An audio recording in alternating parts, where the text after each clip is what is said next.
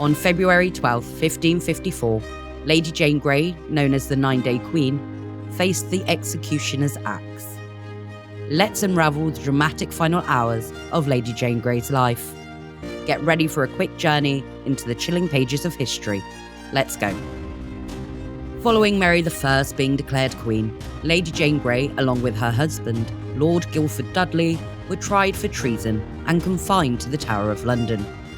Unfortunately for Jane, another rebellion in January 1554, led by Sir Thomas Wyatt, fueled fears of further uprising. Mary I, under pressure to secure her reign, signed Jane's death warrant.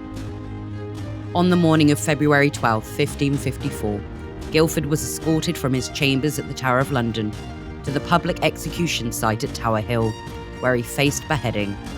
His remains were transported back to the Tower via a horse and cart, passing by the quarters where Jane was residing. Witnessing the return of her husband's lifeless body, Jane is said to have exclaimed, "Oh, Guildford, Guildford." Jane, as a woman of high status, was granted a private execution within the Tower grounds. Dressed in black, the young woman remained calm as she walked to the scaffold on Tower Green. She then gave a speech. "Good people, I am come hither to die, and by a law I am condemned to the same. The fact indeed against the Queen's Highness was unlawful, and the consenting thereunto by me.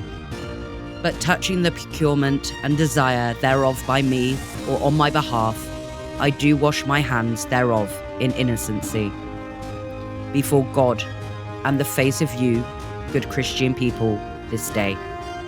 She then recited Psalm 51, handed her gloves and handkerchief to her maid. The executioner sought her forgiveness, as was normal in executions at the time, and she granted it, urging him, "I pray you, dispatch me quickly." Inquiring about her head, she asked, "Will you take it off me before I lay me down?" The axeman responded, "No, madam." She secured the blindfold around her own eyes.